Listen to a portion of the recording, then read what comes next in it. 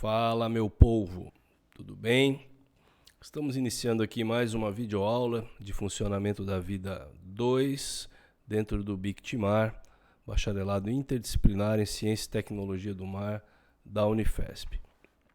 Bom, como já vimos nas aulas anteriores, as células precisam aí de uma fonte de energia para manter, a ordem do sistema dentro de um universo que tende à desordem.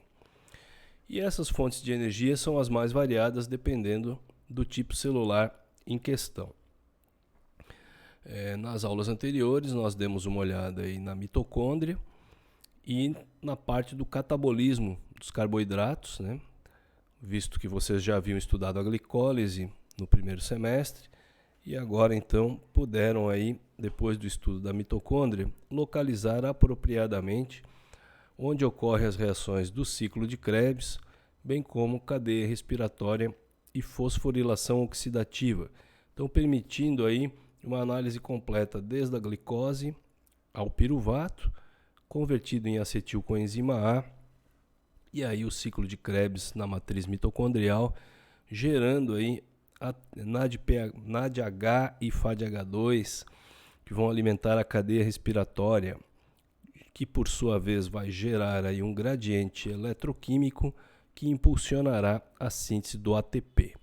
Lembrando que o oxigênio tem um papel fundamental nesse processo, pois ele é o aceptor final dos elétrons na cadeia respiratória. É o oxigênio que vai puxar os elétrons da cadeia respiratória, impulsionando o bombeamento de prótons, que por sua vez será utilizado depois para a síntese do ATP.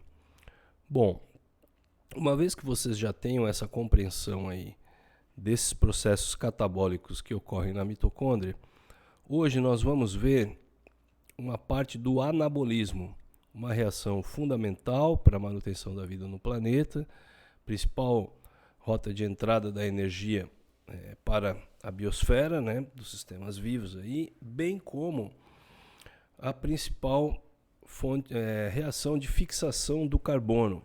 O carbono é o átomo que vai formar o esqueleto das moléculas orgânicas, proteínas, carboidratos, lipídios e dos ácidos nucleicos, mas esse carbono está disponível na atmosfera, na molécula de CO2, que é uma molécula bem estável. Então, já dando início aí à aula, falaremos agora sobre a fotossíntese. Deixa eu subir aqui para o meu cantinho. Beleza.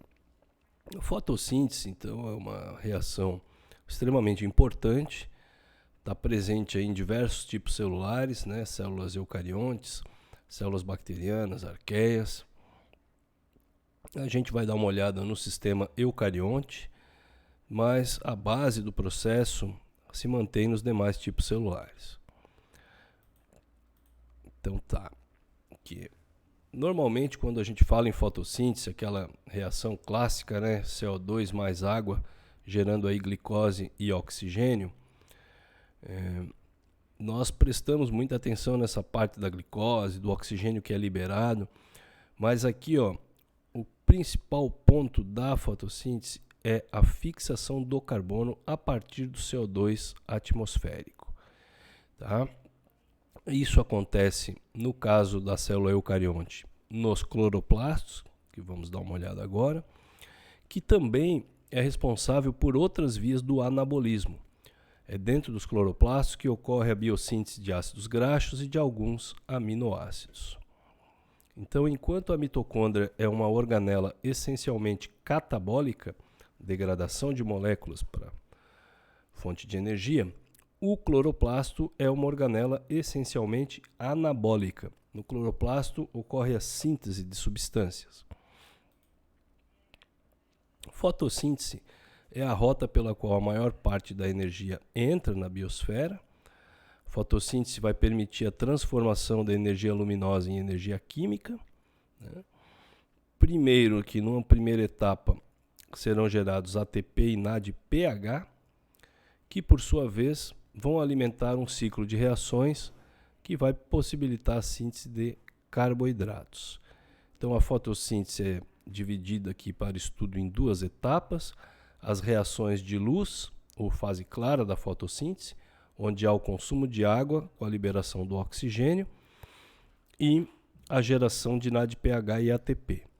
Depois, um outro grupo de reações, onde o NADPH e o ATP que foram gerados pela fase clara serão consumidos para a síntese do carboidrato, fixando então o CO2 atmosférico. Então vamos dar uma olhada com calma aí nessas etapas. Bom, é preciso diferenciar bem aqui o NADH do NADPH. Vocês viram muito o NADH, né? Nicotinamida, adenina dinucleotídeo, no ciclo de Krebs, entregando elétrons aí para a cadeia respiratória. Então o NADH ele utiliza essa energia livre para a síntese do ATP na fosforilação oxidativa. Já o NADPH tem uma outra função. O NADPH utiliza essa energia livre para as biossínteses redutoras. Então, basicamente, sempre que a gente quer sintetizar uma molécula, a gente precisa ir aumentando o número de ligações químicas que ela tem. Para fazer essas ligações, precisa dos elétrons. E alguém tem que doar elétrons para essa biossíntese. Então, a biossíntese é redutora porque a molécula que está sendo sintetizada vai receber elétron, ou seja, ela vai se reduzir.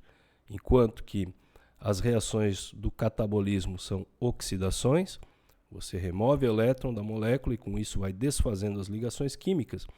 No anabolismo, as reações são de redução. A molécula que está sendo sintetizada precisa receber elétrons para ir possibilitando aí essas ligações químicas, né, que vão aumentar a estrutura da molécula. E no caso aqui, quem é o principal doador de energia livre para essas biossínteses redutoras é o NADPH. Aqui fazendo um contraponto entre a parte da oxidação da glicose, né, com a glicólise, ciclo de Krebs, cadeia respiratória e fosforilação, que está aqui na parte superior. Então, o que nós vimos de forma bem geral como respiração celular, glicose com oxigênio, processo de oxidação. No ciclo de Krebs vão ser liberados as moléculas de CO2 e os hidrogênios e os elétrons da glicose são captados pelo NAD, que vira NADH. O NADH vai doar esses elétrons para a cadeia respiratória, impulsionada pelo oxigênio. Os elétrons e os prótons, ao bombeamento de prótons, o gradiente eletroquímico, que depois é desfeito, possibilitando a fosforilação.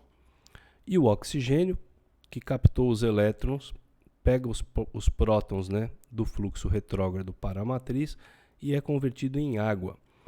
Então, na respiração, a gente tem glicose e oxigênio sendo consumidos e são liberados CO2 e água. Já aqui na parte de baixo do quadro, nós temos o esquema da fotossíntese, que é justamente o inverso da respiração. Na fotossíntese, o CO2 e a água serão captados. Então, na verdade, a clorofila será excitada pela luz, vai quebrar a molécula de água, roubando o elétron e prótons aqui. O que sobra é o gás oxigênio. Esses elétrons e prótons são captados pelo NADP, que vira NADPH, e isso é utilizado para a síntese do ATP. Tá? Ok. Depois, o ATP e o NADPH serão consumidos na fixação do CO2 para a síntese de glicose. Então, a fotossíntese, nós temos o quê? O consumo do CO2 e de água, liberando glicose e oxigênio. Isso de uma forma bem superficial, como é estudado aí nos níveis mais básicos do ensino, e que agora aqui nas aulas de hoje, nessa sequência de pequenos vídeos, nós vamos destrinchar, esmiuçar, estudar detalhadamente o caminho dos prótons e elétrons para permitir esta reação.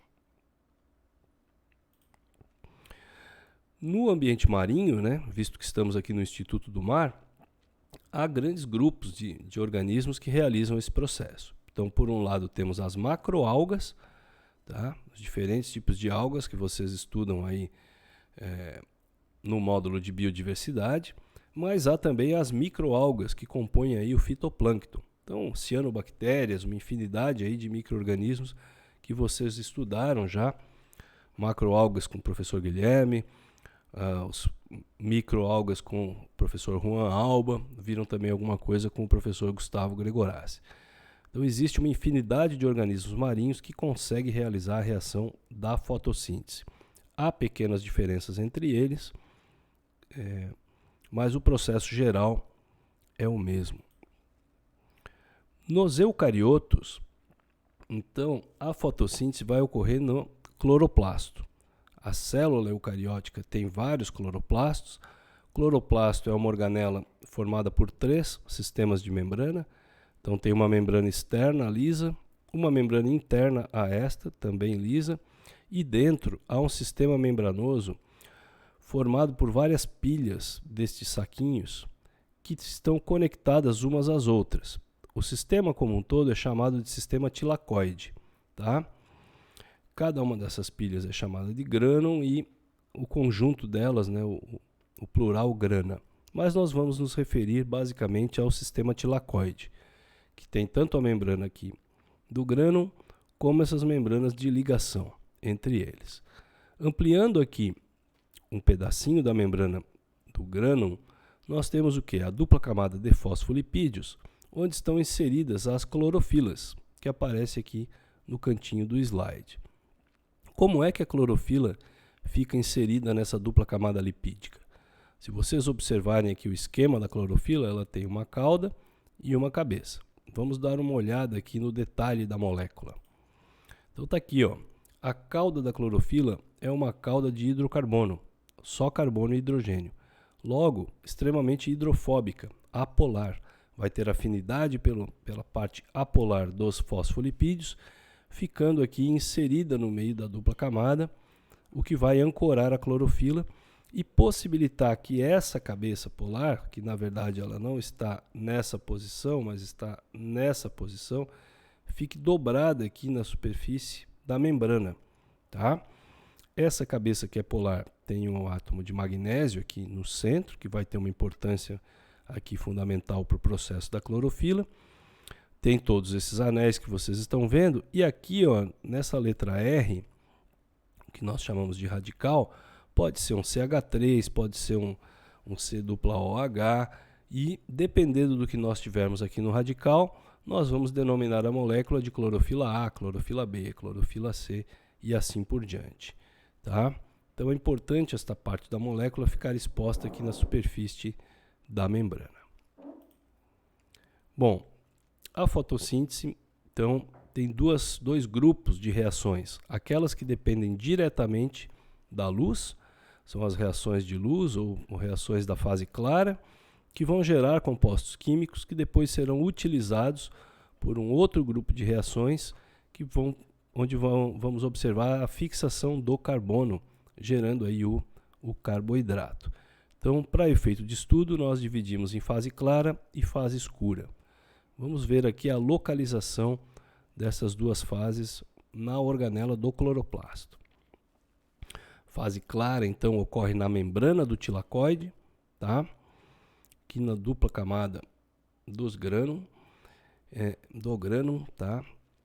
E é esta membrana aqui do tilacoide que contém os pigmentos fotossintetizantes, como acabamos de ver para a clorofila, mas também pigmentos acessórios como carotenoides e ficobilinas. Já no estroma, o estroma é a parte que fica fora dos tilacoides, é o líquido que está dentro da membrana interna, mas fora dos tilacoides. O estroma tem várias enzimas para fazer o ciclo de reações que possibilita a fixação do CO2. Tá? O ciclo é chamado de ciclo de Calvin, aí em homenagem ao Melvin Calvin, que foi o pesquisador que descobriu, que caracterizou isso, e nós chamamos popularmente de reações de fase escura da fotossíntese. Então aqui, de volta no nosso cloroplasto, aqui estão os tilacoides.